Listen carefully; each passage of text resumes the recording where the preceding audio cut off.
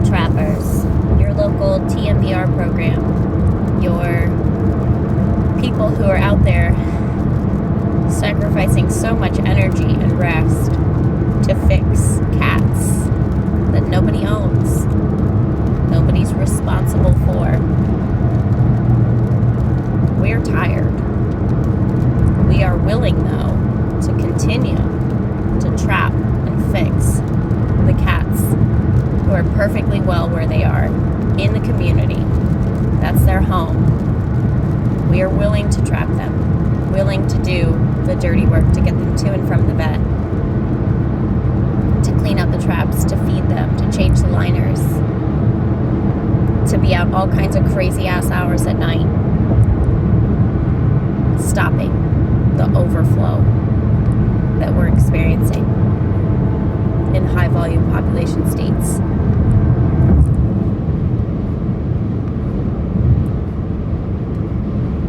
Compassion fatigue for a trapper usually cracks when there are more kittens than any one person could take on in a single week, weekend, day.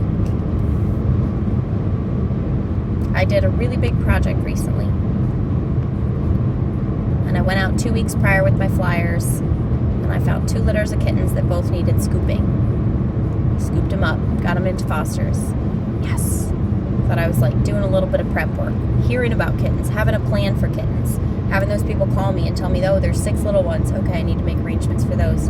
Got it.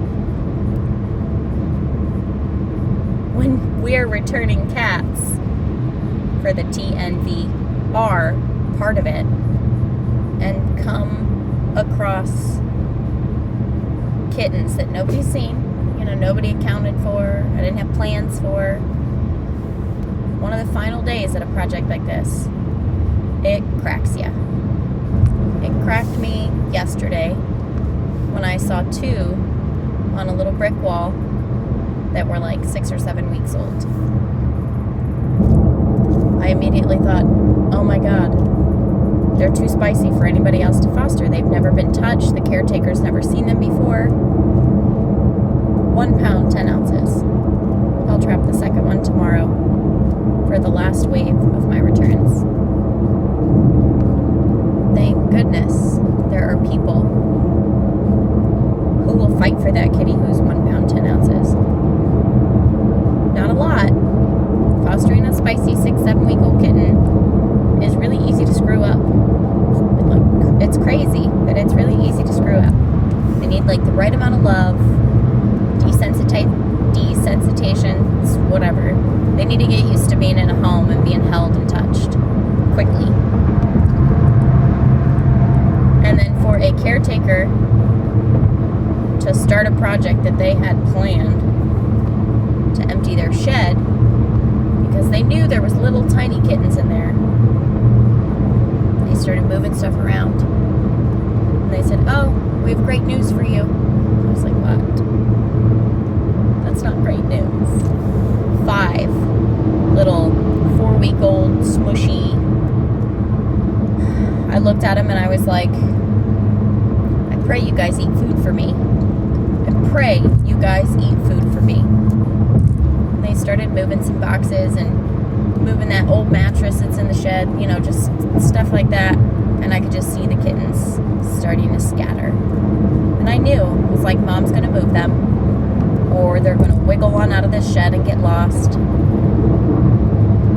So I just started stepping over things and collect 1 scoop, 2 scoop, reach, grab. No, don't you go anywhere. 5 kittens, 4 weeks old. No empty spot in my home for them to be fostered, even held overnight. Cross-contamination is a big one. It's a scary thing to know that you have to bring 5 kittens home that are super fragile, that you don't have time to care for like you want to, like you know how to. And knowing that there's no not returning cats tomorrow, there's no not picking up cats from surgery today, there's nothing else that I can take away from except my sleep. to care for critters. So moving forward, I would have to look and see, no, I can't do that trapping. No, I can't catch that pregnant cat. No, I can't do this because I'm caring for kittens at home. There are a small group of trappers in any given area. And I say small, my county has a lot of trappers. We're like, yay! And there's a big organization that does trapping. I'm a little Joe Schmo. Members of the community that can trap. And we're working so hard to get ahead of it so that all the phones stop ringing. But when we are bombarded with kittens that require more time, it takes away from our trapping or it takes away from our sleep. I sacrificed a lot of sleep this week in order to get everything done that I wanted to, that was on my goals list, and then some. We discovered 4 litters of kittens that I didn't know about before Thursday. We had a total of 58 surgery spots this week, and we filled every one of them. And that is so heartwarming to me. It was worth losing the sleep this week. I'm exhausted. And then when I found kittens, it did crack me. Real tears. But it was so worth it to be able to make that lasting impact at each and every one of those little spots at that mobile home park, and to earn the trust of many untrusting people, and to take such a big percentage of it and fix it. The big organization went through this same mobile home park late last year. And I volunteered with them. I was like, yes, I love it. And seeing it last year, untouched by any trapper, any rescue missions at all, was so bad. So bad. I was fatigued last year when we did it. And then to see that it was better this year. Because there were still cats occupying that space, but they weren't reproducing. They all had ear tips. There was a few that had microchips, which is sad, but they're fixed. They're fixed, they look good. Somebody feeds them. And in areas like this, a yearly maintenance, I guess, is what I'm going to refer to it as. Because I'm not naive. I know I will never catch 100% of the cats. I know I will never get 100% of the cooperation from the people who live there. You know, some people are skeptical. But I'm hoping with this maintenance and the going back that next time I lay a flyer, I get even more calls. I get even more trust. And I get even more help. And I get to know the people who live there in that community, who see it. They're not heartless. They just maybe don't know what to do. They're not ignorant. They're not in tune with what needs to be done. Who knows?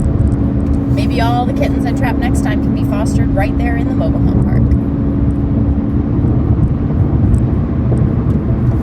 Every time we go back to the same spot, or it's a big issue, I really think that we're curbing that free kittens on Craigslist. If you live in a trailer and some cat has kittens on your porch and she trusts you enough to leave them there and you're feeding her, you end up, kittens are 3-4 weeks old, you're touching them, you're petting them, you're socializing them, you don't even realize what a service you're doing to those kittens, because now they're not feral. They're handleable, they're touchable, they come when you shake the food.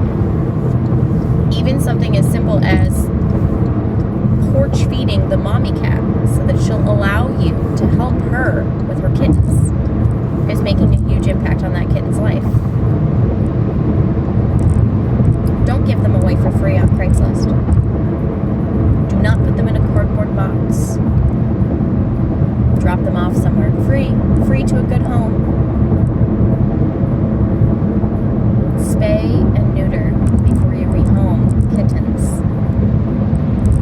Surrender to a rescue who we'll get them fully vetted prior to rehoming. Work with one of the many programs at our shelters who will spay and neuter kittens before they get rehomed. There's even programs that allow you to do the rehoming because there's just too many for any shelter system or rescue system to handle. But if you feel it in yourself to find suitable homes and you think you can do it, join one of those programs. Look it up in your area. Spaying and neutering the cats is the only way that we will see any reprieve in the overpopulation. And I mean, before TNVR, Return to Field, all these different acronyms existed, trapping and killing cats was what was being done. Oh, they're not adoptable, I guess euthanasia. Well, now there's an empty hole wherever that cat came from. And your Martha, your John, Terry, whoever it is still going to put a bowl of food out on the front porch, hoping for that cat to come back. He never touched that cat. He misses that cat. There's going to be another one coming right in. And that one won't be spayed or neutered either, chances are. So then the cycle just starts over. And we killed for what? For nothing. Spay and neuter is the only way we'll see a way out of this. And you have a whole clan of people, small clan, who are willing to do this. Trappers. We'll move mountains to make recovery space. We'll tend recovery space. We will pull poop out of traps and put fresh liners in it. We need support for our trappers. We need programs so our trappers can just haul cats in. Just haul them in. We will do it. Give us the opportunity. Give us the outlet. Give us the support. Give us the reprieve. I'll have to take a few days totally off. I won't be able to trap at all. I need to recover myself. Compassion fatigue is dangerous. And mine's really fatigue. Mine's just so tired. I'm not unrealistic in thinking that I'm going to save every single little kitten I ever come across and every friendly cat. I'm going to take it off the street and find it an amazing home, because the amazing homes are all gone. Now we're in good to mediocre homes.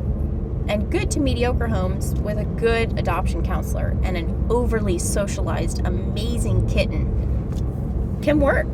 It can yield a perfect 15, 20-year commitment. You give them a cat with caveats. Ooh, it doesn't really like loud sounds. Ooh, it doesn't really like new people. Ooh, it doesn't like being touched on the bottom. Those are caveats that people, when they move out of state, they'll be like, I'm moving and I just magically can't take my commitment with me. If they loved it, if they really loved it because it was just so freaking social when they adopted it and they bonded with it, it wouldn't even be a question to leave it behind because it'd be a family member. Cats with caveats don't get the same amount of love. I don't care what anybody says. They don't. It takes the most truest of cat lovers to have a house feral, a cat that doesn't really socialize with them. I have one. She never came around. Touched her 8 times this year, but she was a kitten who just didn't get fully socialized. I didn't know where she came from, so what am I gonna do? What? I guess she stays.